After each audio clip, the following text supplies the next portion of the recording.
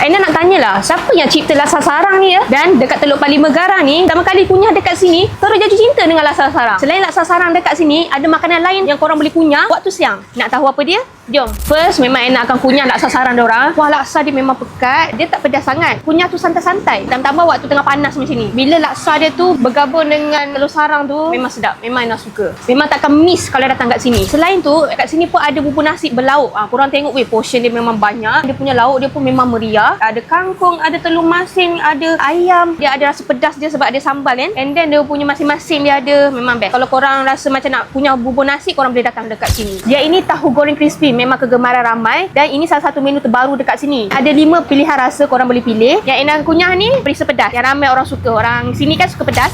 Yang Aina tak pernah kunyah dekat sini ni, pisang goreng cheese diorang. Dan dia punya cheese memang banyak ya, dia sagat. And then dia punya pisang pun dia goreng baik, tak bengkal sangat. Sedap-sedap elok. Kalau korang rasa nak kunyah nasi dekat sini, Aina recommend sangat korang kunyah nasi ayam penyet diorang dengan nasi ayam diorang. Dekat sini memang favorite ramai 2 menu ni. Ayam penyet diorang bagi 2 jenis sambal tau. Satu yang ini, satunya ini. Kat mana lagi nak jumpa ayam goreng RM1 macam ni? Dekat sini pun ada wang. Yang ini kalau korang macam anak-anak korang nak kunyah-kunyah kan, bolehlah ambil ayam goreng RM1 ni. Aina ingat gelas besar ni dah tak ada tau zaman sekarang ni. Rupanya masih ada. Dan Aina kunyah ni latte dengan green tea. Dia ada banyak lagi perisa, korang boleh pilih lah. Nak kurang manis ke, nak terlebih manis ke, terpulanglah pada korang, okey? Aina rasa orang Teluk Parlimen Garang mesti dah familiar tempat ni. Mana yang belum tahu tu atau dah terlupa tu, yuk mampir sini. Memang marah weh.